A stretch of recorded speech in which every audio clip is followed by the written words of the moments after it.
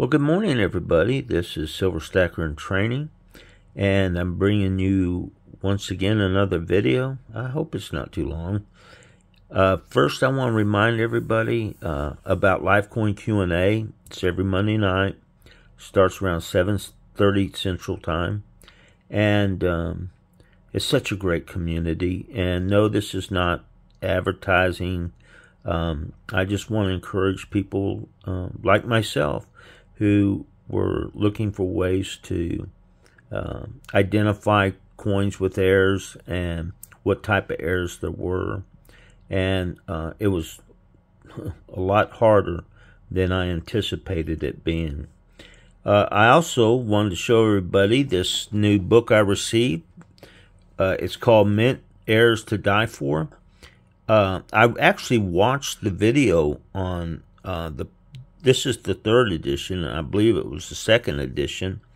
And it was on Lifecoin Q&A about a year and a half ago, I believe. Maybe not quite. You can look it up, though.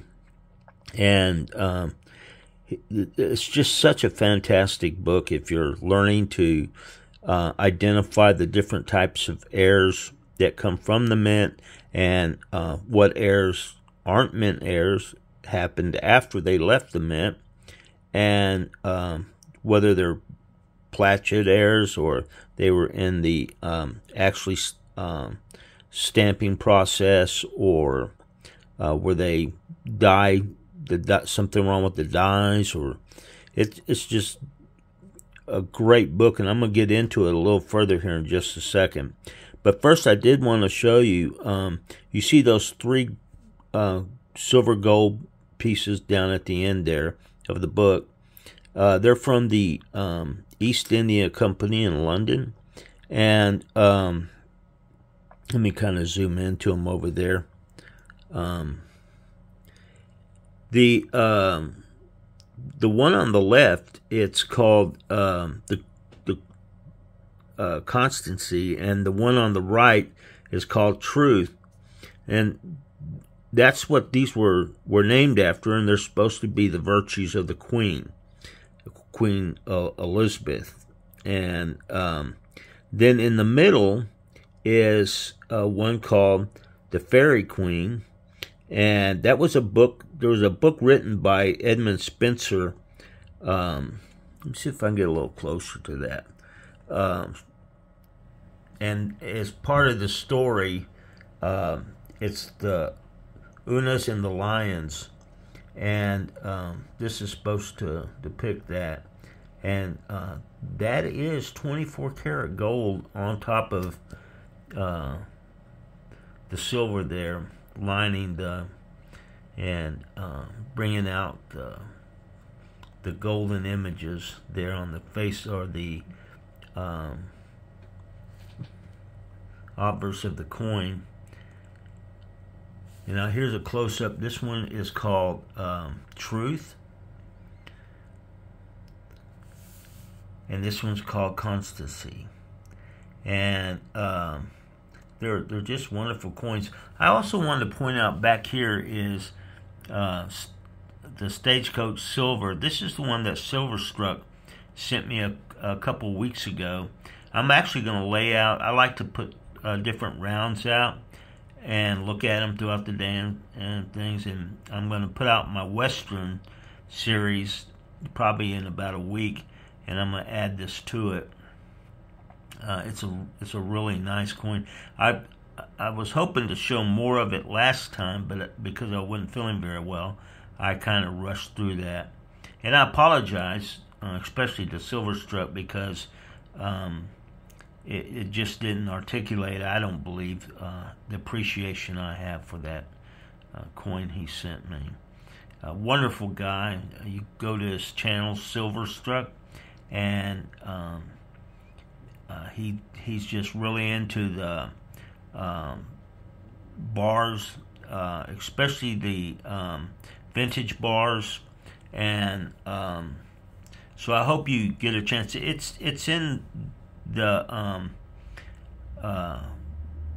information down below, and his I believe there's a link to it. And there's a link to the Livecoin Q&A and the guys' different emails and channels.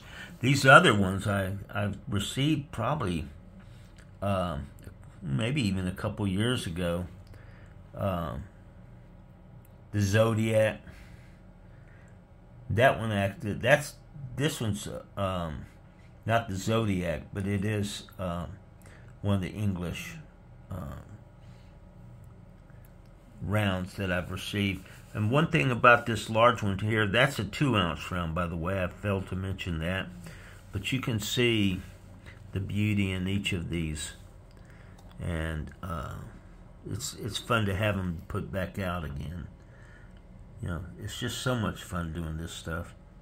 After I get through here, I'm going to go in there and finish separating out all my Morgans and Silver Morgans.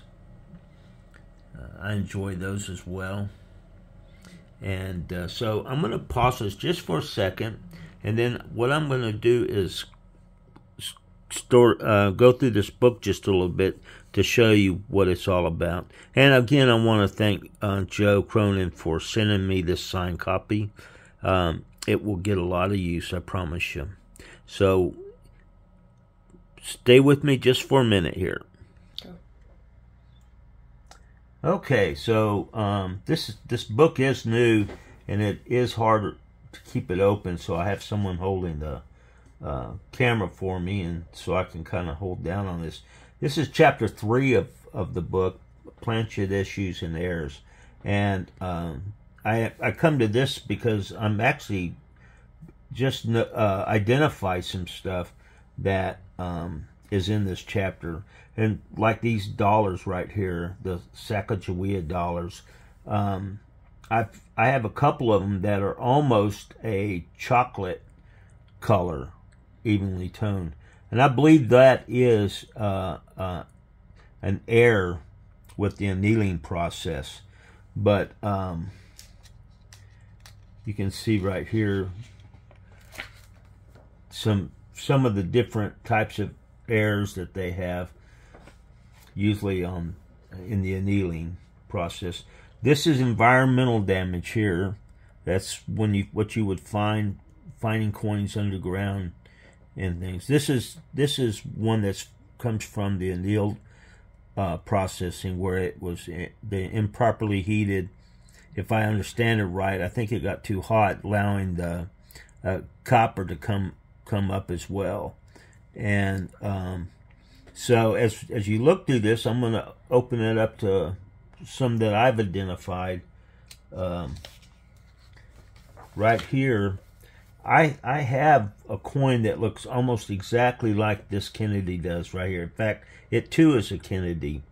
And so when I saw it, I immediately identified it. I put these kind of quarters and half dollars and nickels, whatever I find, because I do something that's called, I call it just coin art. Let me grab one over here. You might see this one. I don't let her focus on this real quick. Where I just find something like this that's, been toned or however it became the way it did, and I just frame it up. And to me, that's just a cute little picture. You can see another one here too. These are all just different things I see, and I'll put them in I frame them up with a flip, and so that way I enjoy them. And so I come across things like this, and I look at them because of my interest in doing my coin art, and then I find out now that they're actually errors in the some of these are errors in the planchet process.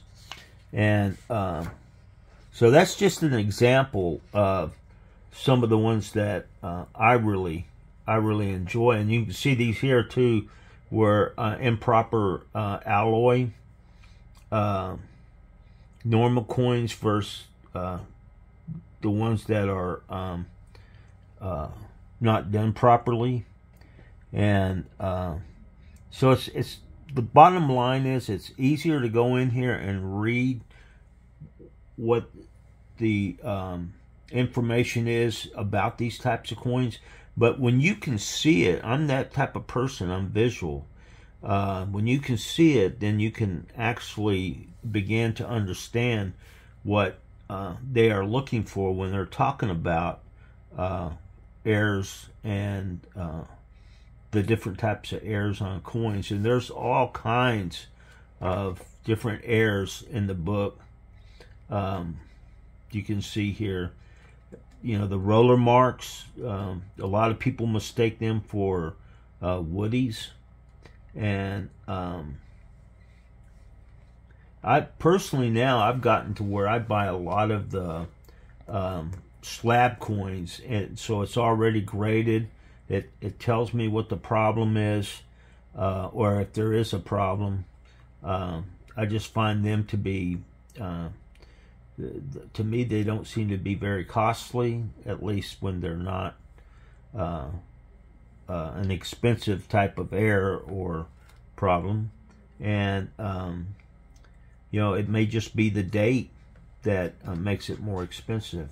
But I just wanted to bring this to you because, first of all, this is such a fine book to be using in identifying your errors.